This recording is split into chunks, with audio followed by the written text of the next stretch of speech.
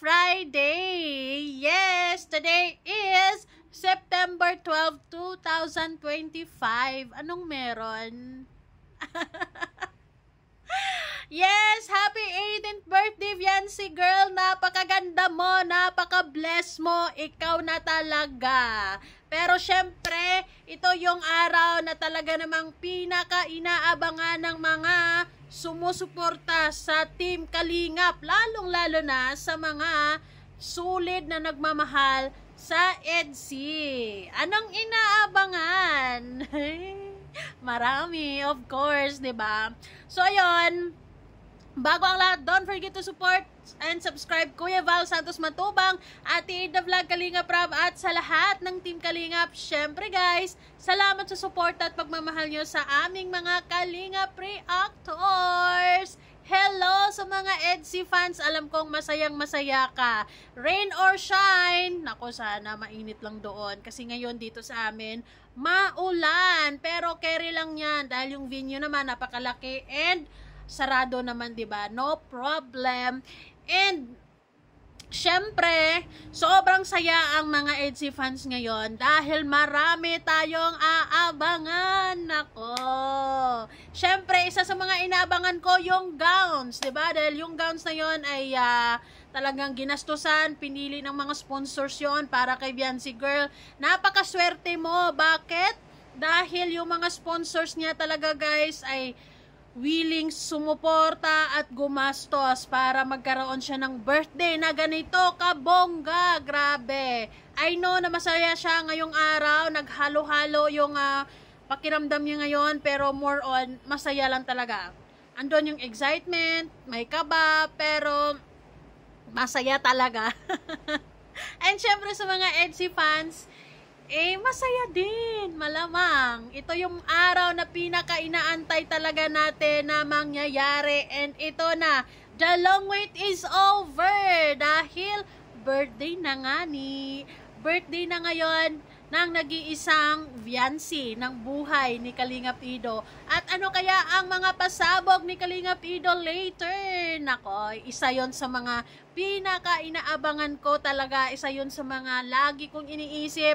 And actually, I ended up kung ano-anong mga pasabog na pwedeng gawin ni Kalingap Ido, pero nangingibabaw sa akin yung, sige na nga lang, mas gusto ko na rin masurpresa. Pero sana, good weather, para maisagawa ng maayos ang mga kailangang gawin.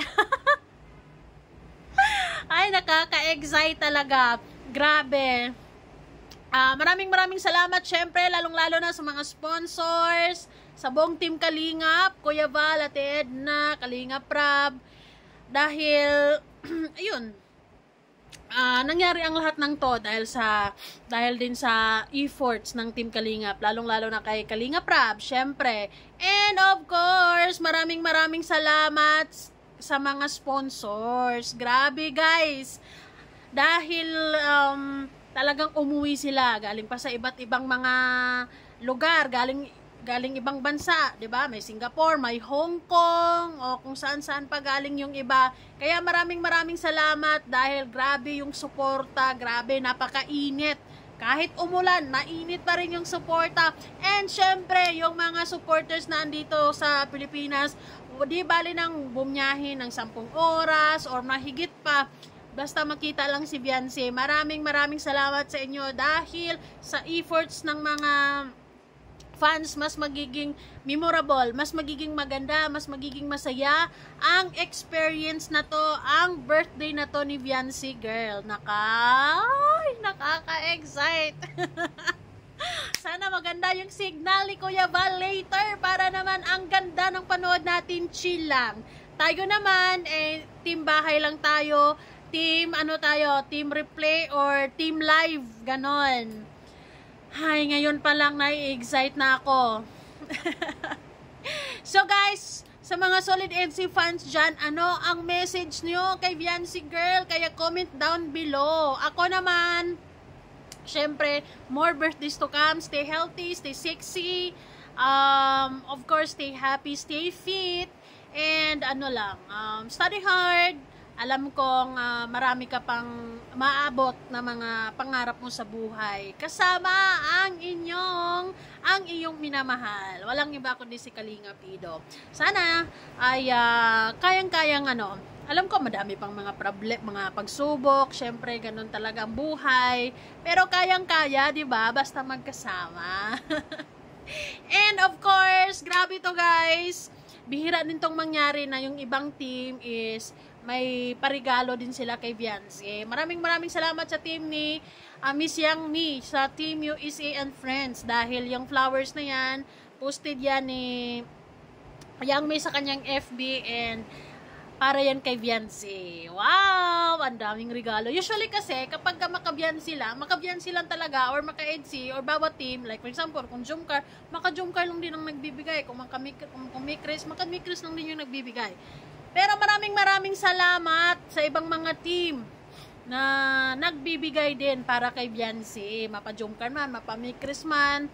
Grabe, dito, ngayong araw na to, mararamdaman natin ang One Kalingap, One Family. May mga pagkakataon kasi na minsan dito sa SOCMED ay magkakasagutan, hindi magkakaintindihan sa bawat opinyon. Pero ngayon, magkaisa. Muna para sa birthday ni Beyonce. Ang saya-saya naman. Kaya masayang-masaya ako kay Kuya Marzano, kay Trending Pia, kay Kuya Nimrod, at iba pang mga grupo na talaga namang nakakapunta or nandoon na sila actually sa Daet para saksihan at makita in person si Beyonce. Ay, Ako naman, okay lang kasi ayun, makakaano din naman tayo ng mga di ko alam kasi sabi ni Ate Emma, yung yung isa sa mga viewer ng EDC na bibigyan din ako ng BTS. Sana all. Pero ayun, masayang-masaya ako at na-excite na ako actually.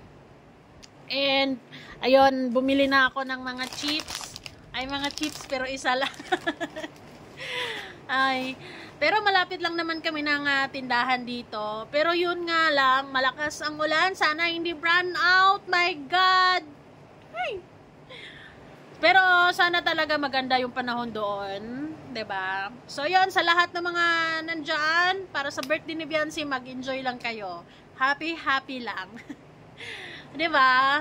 Ang saya-saya ko para kay Beyonce kasi ngayong araw na 'to talaga namang masasaksihan natin ang mga sumusuporta kay Beyonce through thick and thin. Ngayong araw na 'to makikita natin sila napapalakpak para kay Beyonce.